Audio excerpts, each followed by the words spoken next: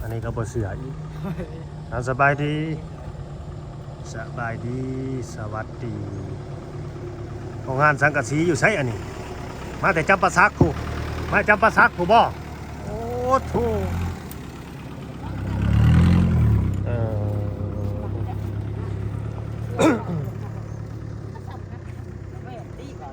ฮะบ่แม่นบ่เอาของเราบ่แม่นบ่คนละขั้นแล้วครับอันนี้น่ะเนาะของน้องแต่บ่โอ้เขาใจผิดแล้วลมดีใจเพิ่นเอาน้องโอเดี๋ยวของน้องโอ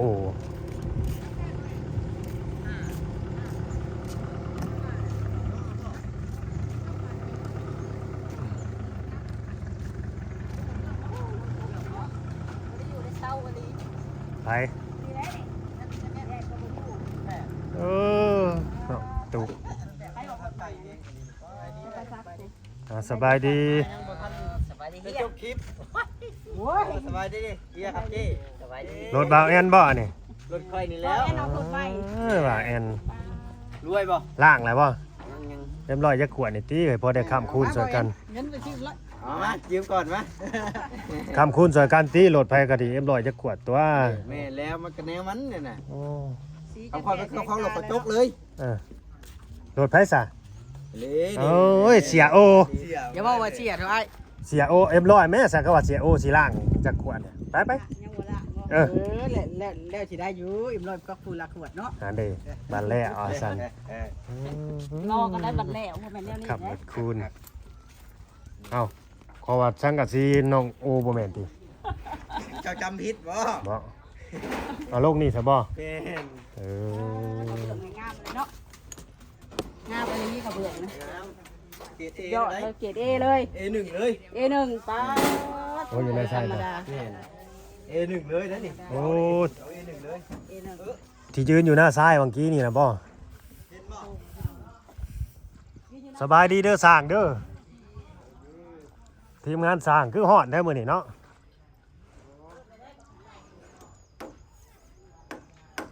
เสือกฟางเฮาน่ะเบิดแล้วแม่นบ่เพราะว่าเพิ่นอยากให้เน่งไว้นี่มันสิได้เบิ่งสิได้ฮู้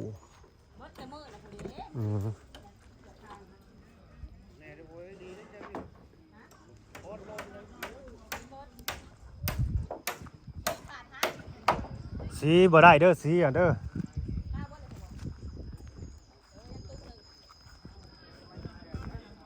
สีมืออื่นผู้มาว่าซั่น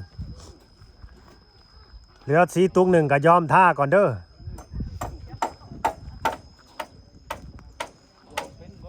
ว่ายอมท่าก่อนแล้วเฮ้ยจังน้อยบ่มีแนวเฮ็ดเด้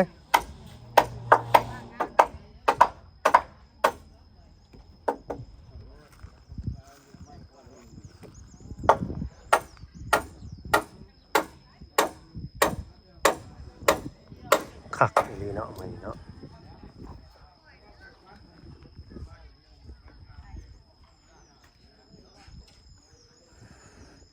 เป็นหยัง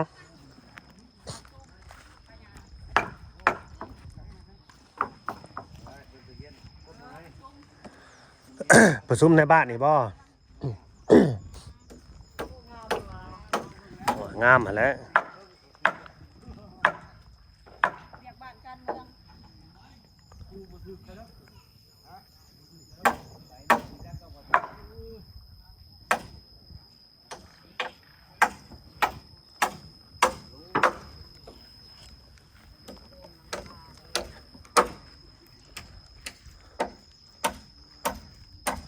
คือว่ากบแล้วแหละไหมนะแม่นบ่เออเป็นเบาอยู่บ้านนี่มาว่าต้องกบแขกกบยังมันยากเนี่ยแล้วบ่แม่นสิเฮ็ดนะบ่ได้แขกมันสิเป็นกบนั่นน่ะแขกไปนำเลยบ่ได้มันซ่าเนาะเอาที่ละขั้นตอนกบกับกบแคบกับถ้าแคบบัดเดียว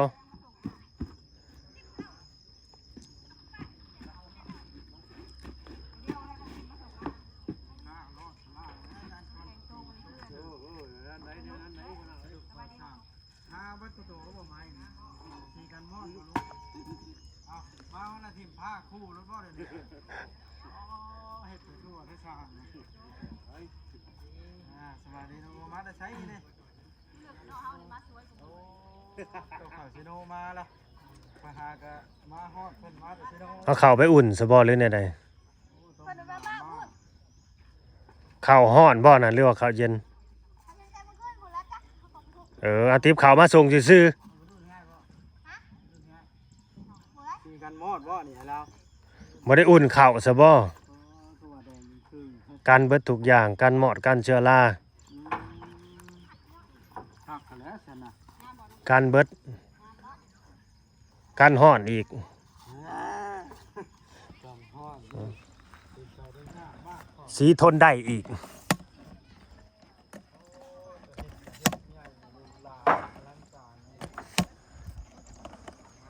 ว่าโยผู้ใหญ่เนาะกันเฮ็ดเพิ่นเฮ็ดใหญ่แล้วได้คันบ่เฮ็ดคือบ่เฮ็ดเพิ่นน่ะ เอาวันนั้นบ่ อ๋อแนวนั้นแล้วได้กันเฮ็ดแล้วเฮ็ดให้มันสุดเพิ่นน่ะ บ่ถ่ายรูปนะน้องพ่อเฮ็ดตาม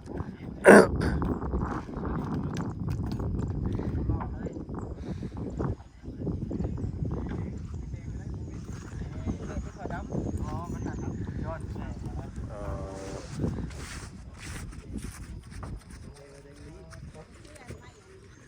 มันมีกระสอบมันอันน่ะปูนอยู่บ่าลาวเข้ามาน่ะ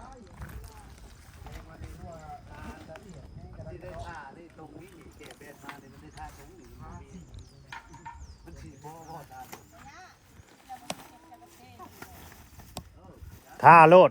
โอ้ยบ่ท่าน้ำหลังก็ได้ เทนี่ก่อนแล้วไปทางเล็กมาซะแล้วก็สิยุดแล้วสิเฮ็ดเทนี่ก่อนเพราะว่าชีมันบ่ทันก็สิยุดตัวเทิงแล้วสิเทตัวนี้เฮ็ดจ้าคนบ่เรื่องลาวนี่นะให้เนื้อมันคนมันน้อยเดี๋ยวมันยาก มื้อนี้บ่ มื้อนี้ สร้างเล็กมาแล้วเล็กเส้นเล็กปอกมาบ่สิยุดตัวเทิงมาเฮ็ดตัวนี้ เจ้าก็เขียนมาแล้วนะเล็กจักสิจักสิ ได้ แต่ต้องเขียนได้เลย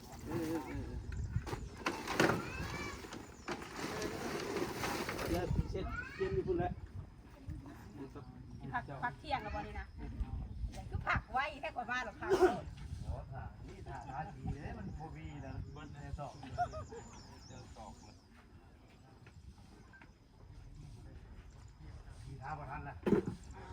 บทชาผู้เดียวเนาะ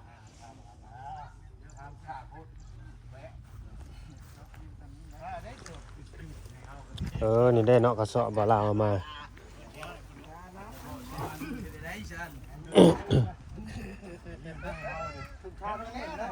ขาทั้งยืนแล้วเพิ่นเนาะงานเบาเด้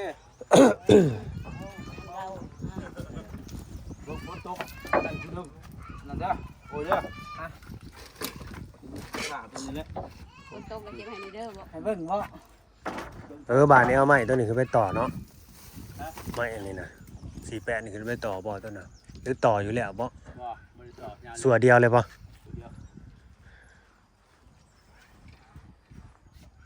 ช้างเป็นบ่มีการต่อใหม่ ต่างที่นู่นเนาะ บ่เห็นรอยต่อ มันนั่นมันบ่ทันดอกมื้อนี้นะ สีเพิ่นว่า เล็ก ตรงนี้เนาะ บ่พวกอันนี้คือกันนั่นแหละพวกเล็กพวกหยังนั่นแหละก็สิออกไปเบิ่งเขาไทยสวนเลยนี่ ไปเบิ่งเขาไทยสวนแต่ว่าเขาเรียก บ่ แน่แน่ บริษัท เมื่อวานเนี่ยก็บ่ได้มาก็ไปออกไปจูตันทีนี้ว่ะก็เลยเป็นมาทำจนมื้องมจูดบ่เห็นหุ่งเลยจ้ะจะเป็นเรียกร้อย ประมาณ3 โมงนะจุดใหม่ครับ2 โมง 3 โมงคือ2 3 โมงพอดี โอ้ยมันแดดน่ะสิตายผู้ไปจุหั่นติ แต่ว่าเจ้าสิว่าลายตาไปจูดผมแล้วเมื่อน่ะก็จูดช่วงเที่ยงนี่แหละ มันใหม่ครับ จนเป็นวิน พวกนี้อยู่ตากแดดเด้นะ มันใหม่ ป้าทุยไข่นา2 โมง 3 โมงเปรี้ยงบ่ได้เฮ็ดลุงเสือบ่เห็นว่าสิตายโอ้บ่ตายก็มองแล้ว นี่เก็บเอาดอกโอนี่ บ่ตายก็เกือบคือกันเลยเนาะ ทางเหลืองเนาะ เป็นวินหมิ่งๆเลยได้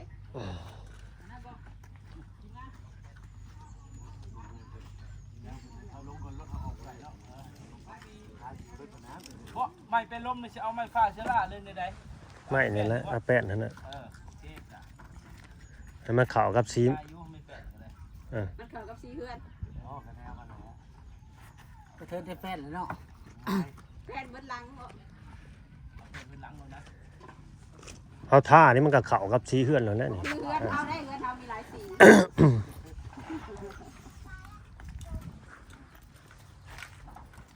สีฟ้ากับสีอันนั่น ตอนเที่ยงเด้สิกินหยังข้าวก็ยังบ่ได้อุ่น ต้องให้พ่อกันเด้อ ว่ามันก็ มันก็อุ่นบ่ถึงเนาะ มันบ่ได้ยากแล้วสมุนไพร บ่ยากว่าสิอุ่นอยู่บ่หรือไปหากินอยู่เฮือนน้องอีก อุ่นแล้ว อย่าไปซ้อเขาเด้ออุ่น บ่ได้ย่างนะ ปลากระป๋องน่ะเบิดแล้ว ยัง มาม่าเบิดแล้วบ่ ยัง มาม่าก็ยัง ไข่ก็ยัง ไข่ก็ยัง ไข่ก็ต้มกินต้มกระทอดสองอย่างเลยเนาะ อุ่นไว้โลดเขาน่ะเอาไว้กิน ละ เฮา ลายบ่ไข่นะ เทไป เอ้อแตกไป แกนบ่พื้นครับ ไข่จะได้ค่ะ บ่ลืม ไปปีมา แม่มันเอาไข่โซแตก แล้วก็มันก็บ่ได้เปลืองหันใดเหลือแต่ปลาย ทุบตรงมื้อแรกตอนแรกอยู่ค่าตัวนี้เด้อค่าตัวนี้ก่อน แต่หนึ่งมันก็มี30หน่วยเด้ เออ มื้อแรกก่อน คือเฮาเนี่ยเขาให้โห50 มันก็ซ้ำกันนั่นแหละ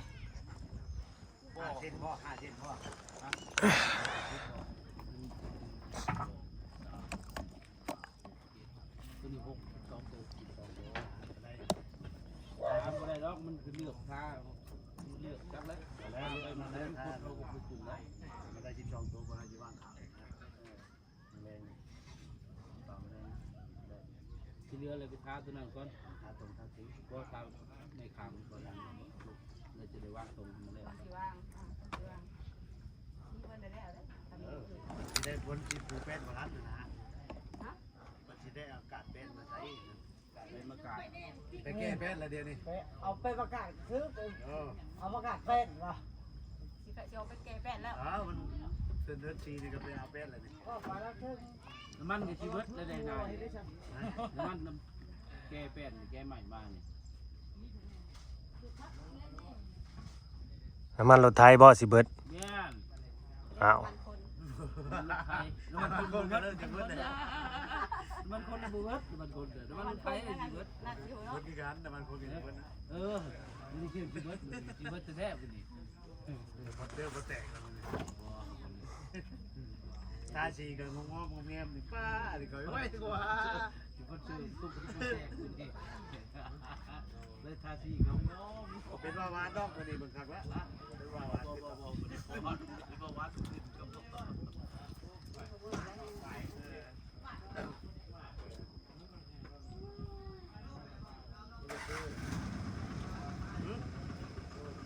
หากระชากดู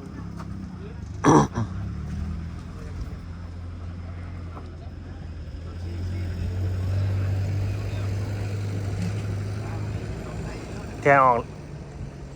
บอกให้เอาไปหย่อยเด้อเพิ่นน่ะเอาไปผึ่งไว้มันจังบ่แม่นอัพเสื้อน่ะไปผึ่งได้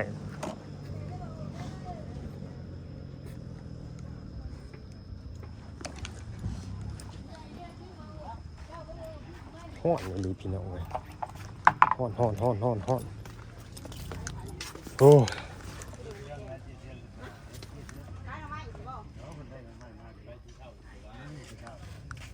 ไปแค่ร้อนจะเช่าคุณล่ะ ไป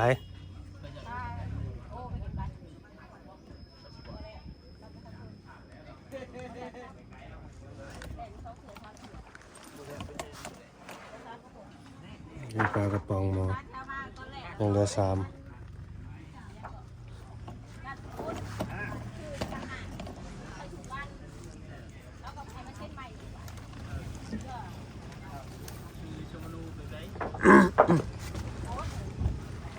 โอ้อยู่ในน่ะมันอันนั่นเนาะ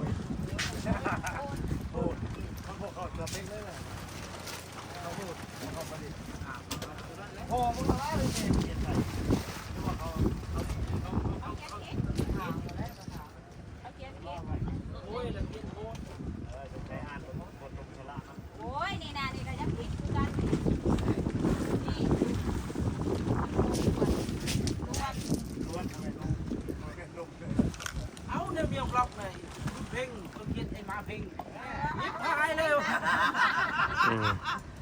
นั่งเพ่งอ่านเลยฉันดูให้มาเพ่ง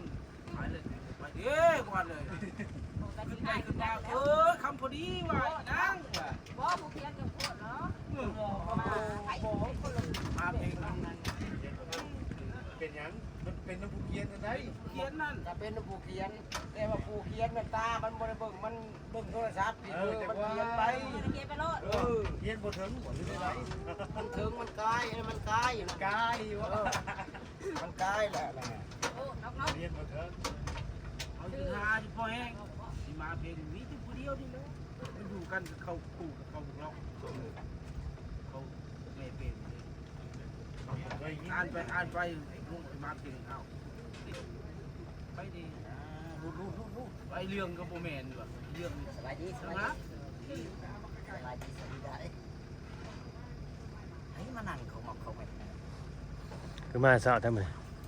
ขี่รถใหญ่มา เออ สบายดี โอ้มีรถใหญ่ขี่เลย ขี่รถใหญ่ขี่รถเขาไม่รถไฟ ๆ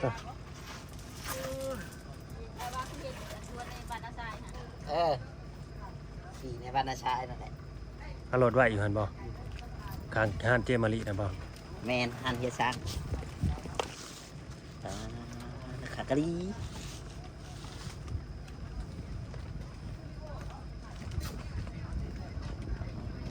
หมดจะกระตุกเลย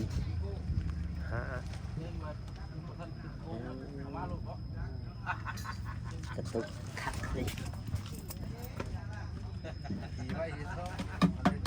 บริษัท โอ้มาหลังนี้ รถหนึ่ง โยเย็นว่าบริษัทได้แข่งท่าดีมาก มาแล้วหนึ่ง เจ้าเข้าใจได้หรือเป เอ ล่า อว่าได้มา สร้างก็ยังเข้าใจ เอาปากมันคือน้อยแค่แม่นะมาหลายคนนี้ บ่ฮู้แล้วอัน แค่นี้มันมีแต่ลังเดียว ยังบ่ฮู้ว่าสิเบิดจักแผ่นนั่นนี่ ขึ้นโครงหลังคาแล้ว สิไล่หันไล่นี่ง่ายเนาะ ไหลแล้ว แปด จะแผ่นเลย 8 หรือว่ายัง 8 เมตรพูแผ่นหนึ่งเลยแม่นบ่ยาวส่วนเดียวเลย ฮอดยาวความยาวฮอดเด็กกว้างๆ8 เมตรกับ8 แผ่น อืมกลางละ8 แผ่น บ่เผื่อไปเนี่ยบ่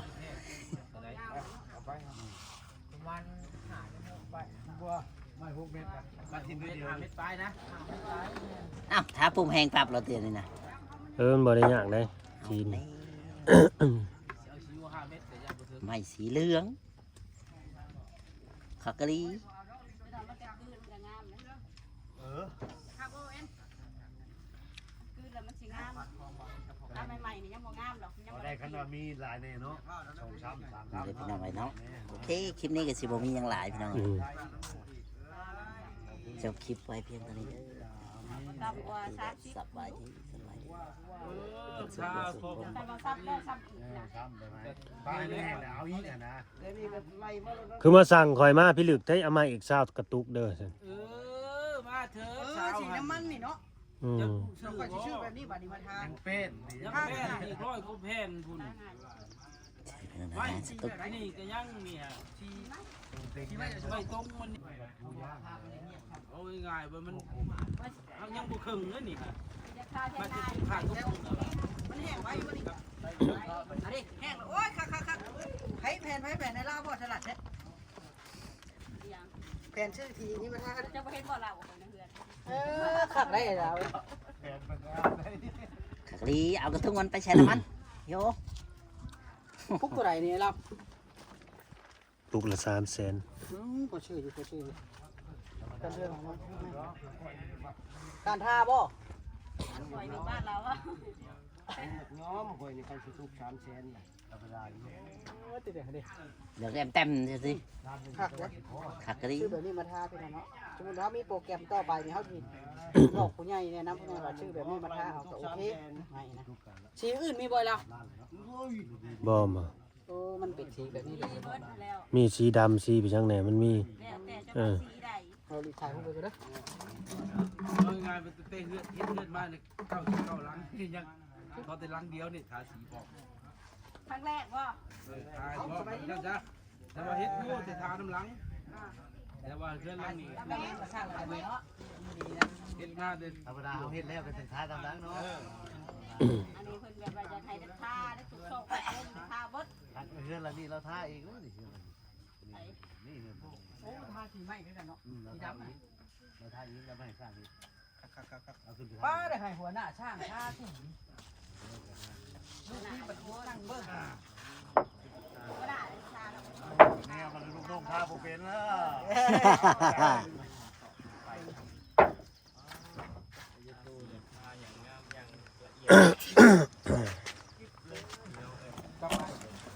โอเคพี่น้องเอ้ยจบคลิปคำบ้านนี่เงียบยาวเลยเนาะขอบคุณเด้อ FC ที่เข้าเบิ่งมาชมฝากกดไลค์กดแชร์กดติดตามพี่น้องเอ้ยเนาะอยู่ดีมีแฮงแพงแบ่งปันกันเด้อพี่น้องเนาะ